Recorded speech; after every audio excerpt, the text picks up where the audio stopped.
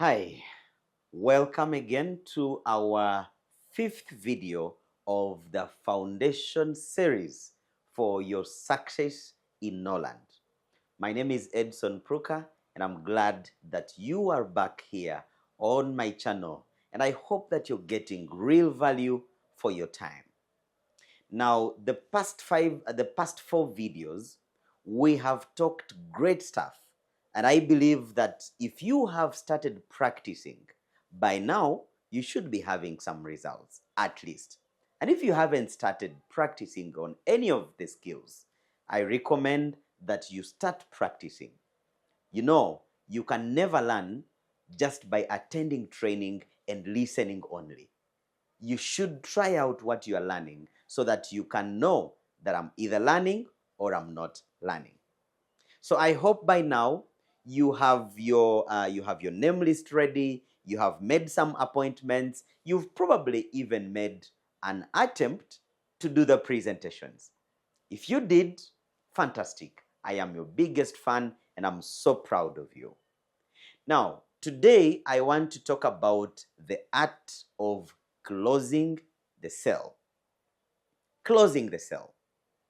Now, when it comes to closing the sale, there are experts of closing the sale. And one of my mentors in this business, particularly in the area of closing the sale, is the man himself, Zig Ziglar. I hope you've come across some of the books written by Zig Ziglar that can guide you on how to close your sales. So it is written that the fortune of this business is in the follow-up and in the closing. You can call a lot of people. You can do a very good invitation. You can do a very good presentation. But if you are not able to follow up, if you're not able to close the prospect, my friend, you'll only hear that someone else has closed your guest. Someone else has sold a product to the same guest that you ever presented to. And I hope these are stories that you have had in the training centers, and these are real scenarios that are happening to different distributors. You find someone has ever talked to this person, and then later on, someone else is the one who closes them. Not only in this business, but even in real life. I mean, haven't you seen a certain young man dating his girlfriend for 8 years? And then later you hear another guy has impregnated her. And you wonder, what was this one doing for 8 years? So the skill of closing the sale is not only going to help you in this business. It's a general life skill that you need to learn how to close the sale, especially as an entrepreneur. So let me just be very particular to our business. In network marketing, follow-up simply means keeping in touch with somebody or just a continuation of the conversation that you started already. You've done a presentation. Somebody has told you, I think this product is nice. After they said it's nice, what next? You need now to follow up on their concern, follow up on their need, so that you're able to help them to make the decision. Now, out of 100 people or out of 10 people that attend your presentation, out of 10, 9 of them will make the purchase after some time, not immediately when you do the presentation. It's only one person who will do that.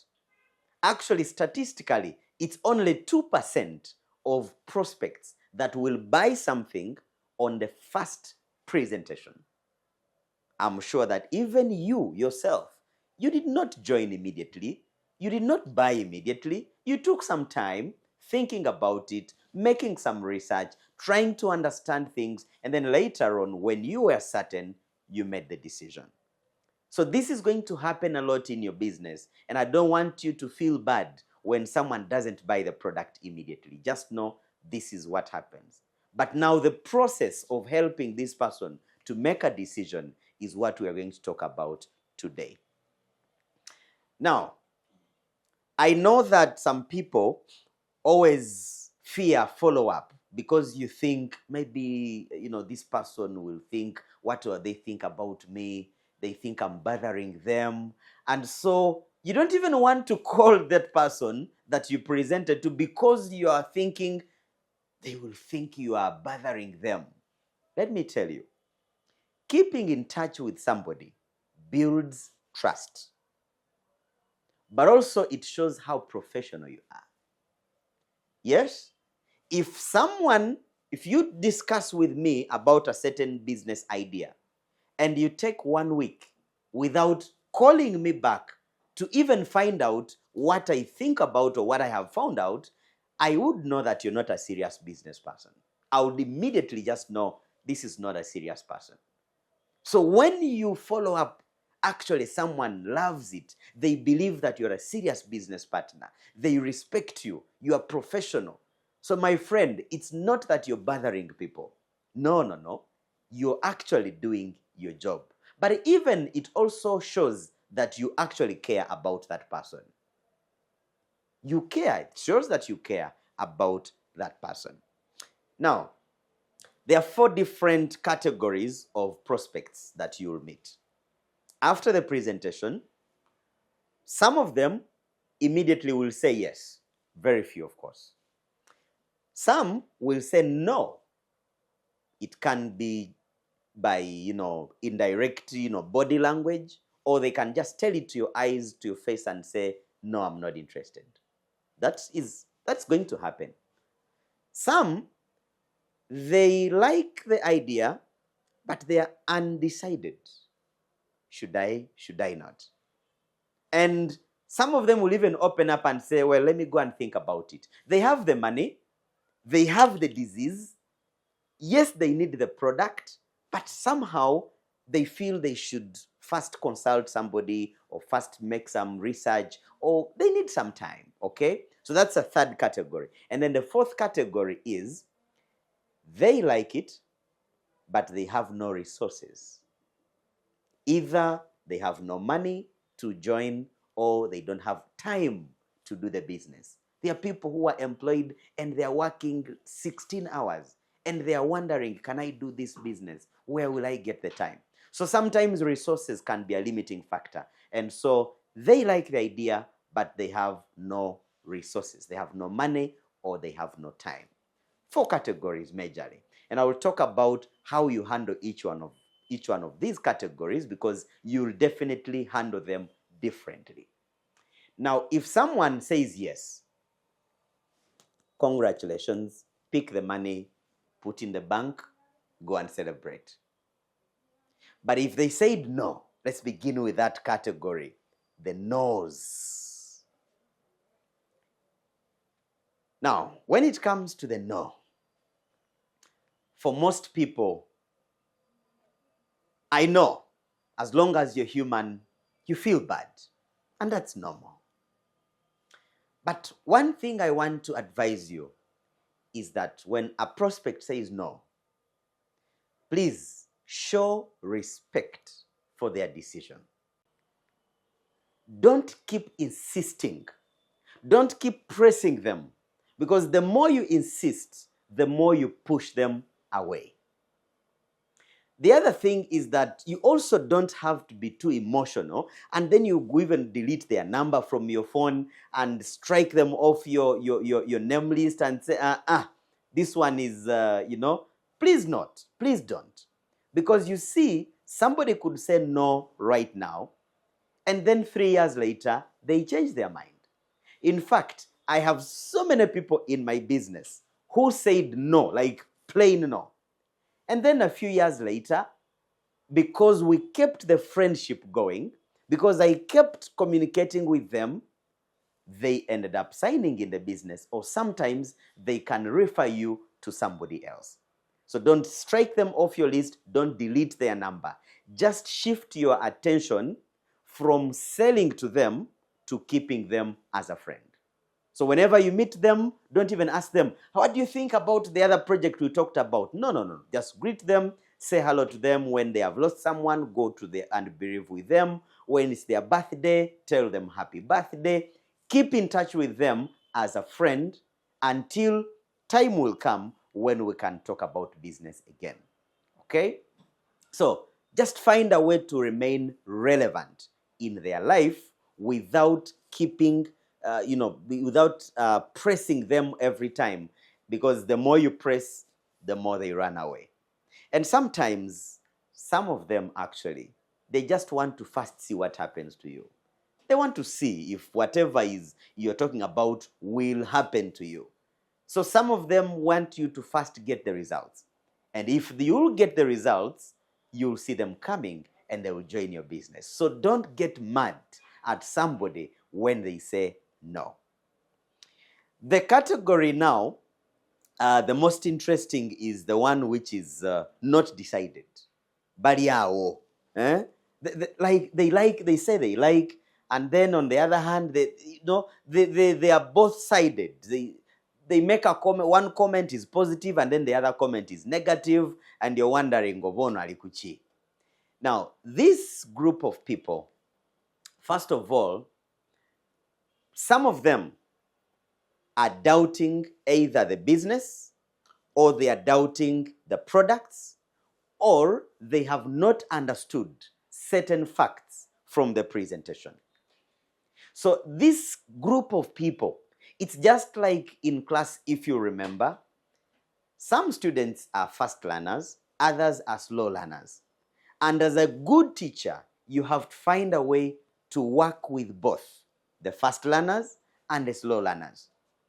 Now, this group of people who are not yet decided, the best way you can help them is just keep inviting them over and over and over. They come and attend the presentation. Next week, there is another event, invite them. When you hear a testimony, share with them a testimony of somebody. When there is another opportunity, invite them. As they listen to different speakers, they begin to understand. And one day, they will get someone who will talk straight to their heart and they will make a decision. So again, don't get worried when your people don't seem to make a decision. Just keep inviting them. Keep exposing them over and over and over. They will eventually make a decision. Now there is this group. They love the business. They love the product, but have no money.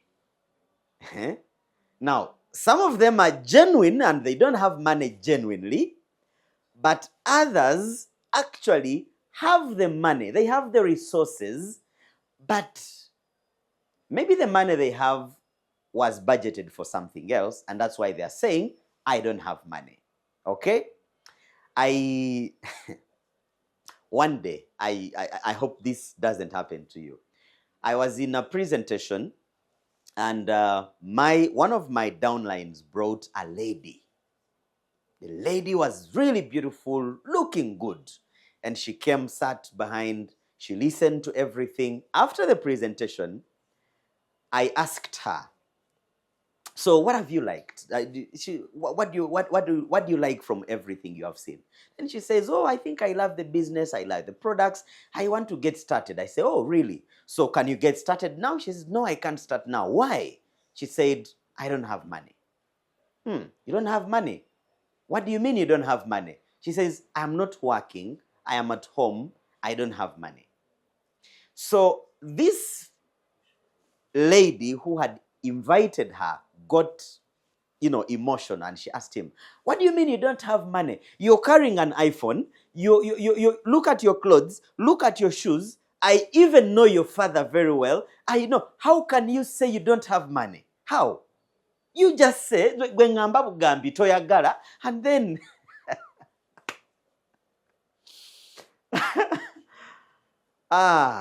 let me tell you, we lost that lady, of course, because that exchange was not necessary. You see, one of the things that you should never do to someone is to show them how stupid they are. Even when you know they are stupid, even when they are doing something stupid, don't show them how stupid they are. In other words, don't make your prospect look foolish. Like, don't show them that we're totegera. Like, I don't know if you're getting my point. These people who tell you they don't have money, it could be true they don't have money. It could be true that maybe even the iPhone they are carrying, it was a gift. Or maybe they used to have money, but right now they don't have money. You get the point. But the point here I am making is, don't out reason them. Okay? Don't out reason them. Don't show them how stupid or how foolish or how dumb they are by asking those questions that make them feel small. Okay? What you just need to do is expose them to success stories of many other people that have been in their situation and they were able to come out. I'm sure you have met many stories of people who started broke. Some people sold their bed. Someone says, I sold my land, I borrowed money. So just keep exposing them to different people. Don't suggest to them to sell the phone. Because if you suggest to them, then it is your idea, not their idea. So just take them around, let them meet different people, let them listen to different inspirations. The more they get inspired, the faster they think. So the issue is, can we inspire them more so that they can think? Okay? Now, I also want to warn you on something.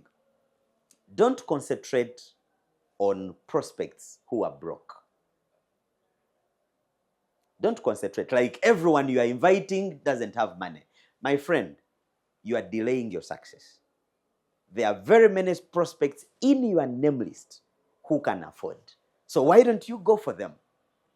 Why are you only calling only broke people, yet you even know those who have the money? At least a good thing, we learned already about how to approach people. You can approach anybody and don't look and limit yourself to only broke people. That's a very important point. Abakategedde, bakategedde. Now, there are going to come questions and objections at every step of the recruiting process, and this is also natural. People will always ask you questions. They will ask this, they ask that, then they this.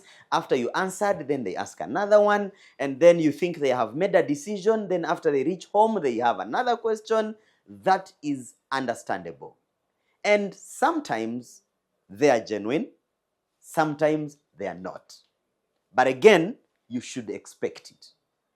Now, how you respond to those questions is extremely important.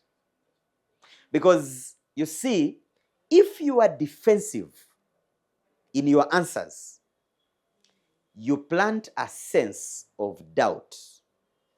I mean, why are you defending too much? Every time they ask you, defending. So don't be defensive and don't be offensive.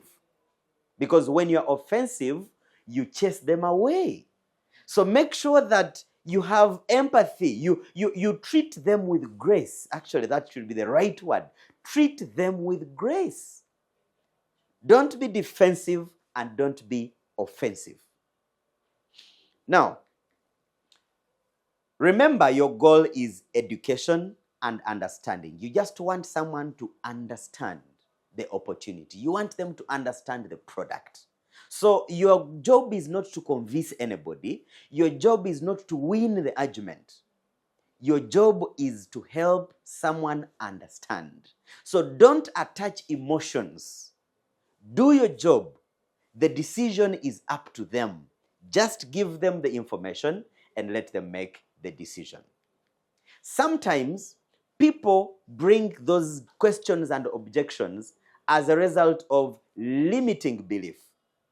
Probably they have limited belief in themselves, or limited belief in the kind of products, or limited belief in the type of business, and they just don't believe in something around. Or even you, they just don't believe in you. And so, if you're not careful, you might lose this person because issues of belief can be worked on. You get my point. Others, they could be as a result of previous experience. Maybe they were cheated in some company, or they have ever tried a certain product and the product didn't work for them. And that's why they're asking. That's why they're inquisitive. That's why they're objecting. So again, these kind of people who are constantly giving excuses or objections, we need to learn how to handle them. And I'll tell you how you can handle them. But let me first also mention this other group. There are also people who will fail to connect with you as a person. You know, people do business with people, not with a company. So sometimes someone could have not connected with you properly. And that can be a reason why they have objections and they are not ready to make a decision. So, how do you handle the group of limiting belief?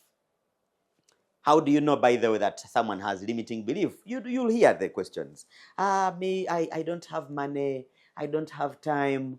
I'm not a salesperson. I don't have people. I don't know people. I don't have experience. I have never. Those kind of questions. The moment you hear those, just know this is typically a person who has no belief either in the product or in the business or in you or even in themselves. So don't outplay them. Just have empathy and put them here. Put them here, like you put your child here, and then you I think ladies can relate. Just put them here and tell them it's okay. It's okay. I was there. I was like you. When I heard about this for the first time, I also thought the same way.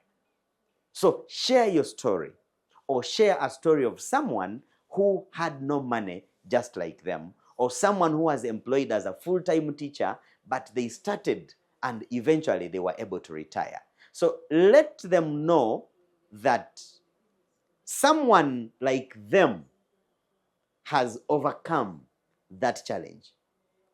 And the formula you can use is what we call feel, felt, found. I feel what you are going through because I felt the same way when I just got started. But this is what I found. So you use those three words. In other words, you put yourself in their shoes and then you help them to come out of those shoes together with you. I feel what you're talking about. I hear you. I feel you. You know what? Even me, when I first heard about this business, I had doubts. I actually didn't believe in anybody because I had also had my own challenges. I felt that exact way. But when I attended when I attended an event and one of the ladies gave a testimony, this is what I found out. Or when I got started and I tried the product, actually I found out that the product was very effective. But initially I had thought they're just like these other products on the market. So you relate with them and make them feel that someone was just like them. Okay? Now, after you have handled a question like that, now you can ask them. So, if this was a chance for you to change your story, or if this was an opportunity that could help you, would you give it a chance? And now they can say, yeah, I think now that you have said so, I think I could give it a chance. Do you realize that we've helped them? Absolutely. Now, briefly, let me also talk about those who have limited belief. They have either limited belief in network marketing or probably they have a bad experience. They were cheated, their relative lost money, someone was arrested, or even themselves. Now, these ones, you'll hear them from their questions. In fact, they don't even talk calmly. The moment you show them and they suspect it's network marketing, these networking things, these things of bringing people, these people of, these things of those things. The moment you hear those ones, I suggest you don't go ahead to explain. Just ask them, what happened? Because in most cases, they have an experience. and you want to first hear their experience so that you can know their fear, you can know what happened exactly, and then you will be able to help them and show them the difference. But otherwise, if you keep defending yourself, no. You know, our Noland is different. My friend, the more you defend, the more you plant red flags. And the more you keep insisting, the more they run away. So instead, first listen to them. Let them tell you what happened exactly. And once you know what happened, the experience they went through, then you can be able to show them the difference. Now, let's talk about closing the sale as we end. The closing the sale is not a one event.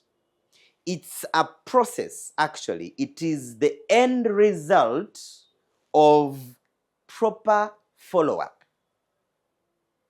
If you have been doing a good job, if you have been following up properly, there is no reason why someone should not get started or just buy a product.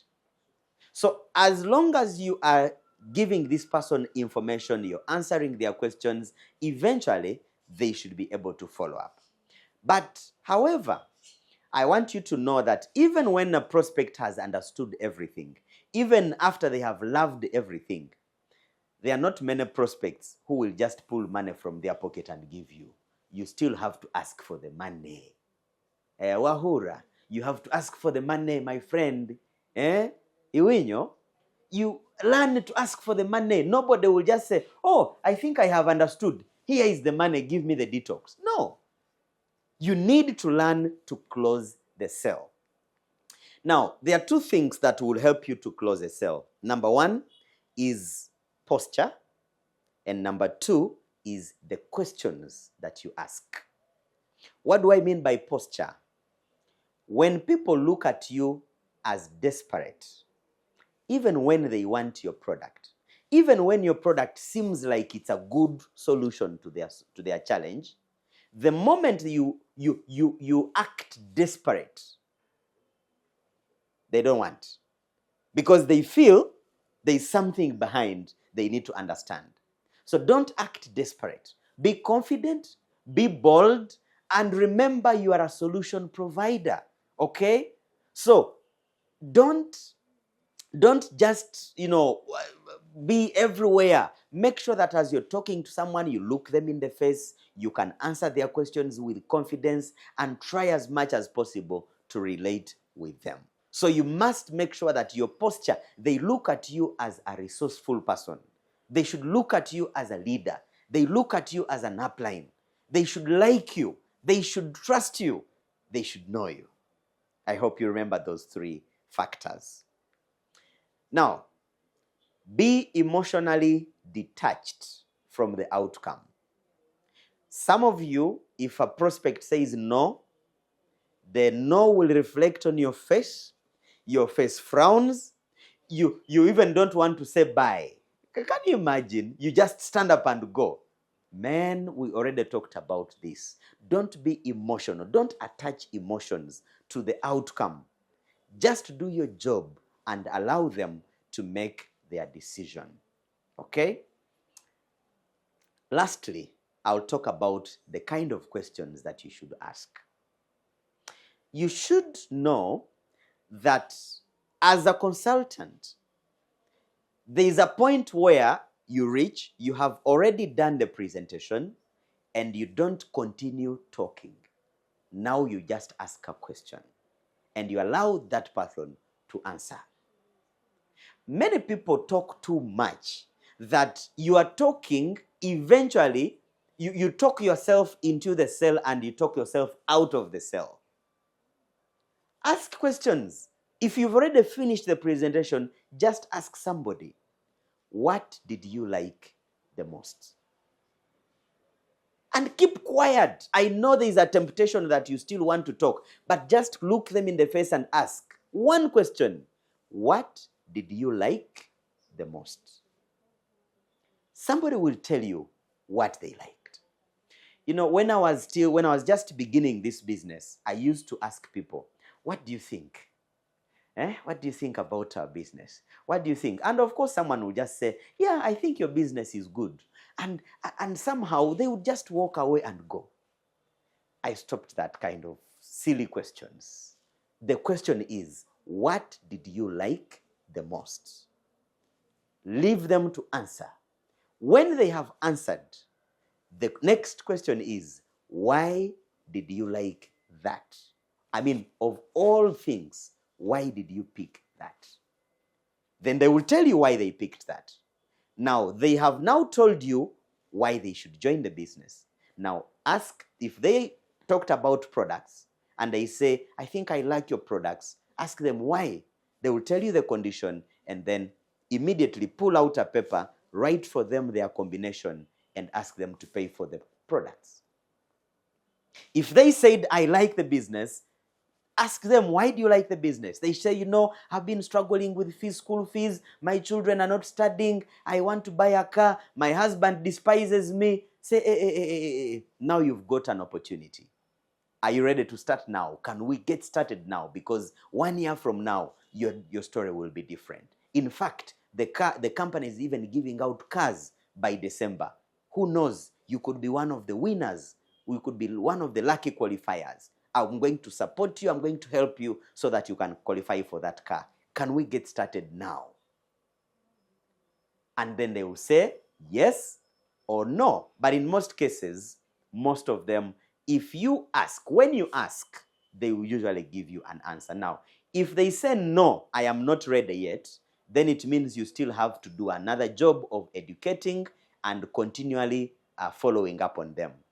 And so keep following up on them, keep exposing them, keep inviting them, keep sharing the testimonies until when finally they will say, I am ready. So the point here is you should learn to ask for the money. Learn to ask what someone wants and make sure that you give them what they want, not what you want. If they say they love the business, guide them. Set for them a strategy of how they can. If someone tells you, I think I've been thinking about building for my mother a house. Now I think I can use this business to make money to build my mother's house. Ask them, if I take you through a strategy of 1 year, would you be willing to put in the hours so that within 1 year you're able to do your mother's house? They say yes. Give them the strategy. You remember the projection we talked about in the previous video? Project for them. Show them what they need to do in order to get the money. And once they see the mother's house, they will be ready to start. I hope you have learned something. And I hope now you can close your deals like a professional. Now, in the next video, we'll talk about your 90 days game plan. I want you to make money as quickly as now. And your first 90 days are very, very foundational. Forget about making money after 10 years, after 5 years. In this business, you can make money even in your first 3 months. So in the next video, please join me as we talk about how you can set goals and how you can achieve your income goal, your healthy goal, your lifestyle goal, your ranks in the next 3 months as we work together.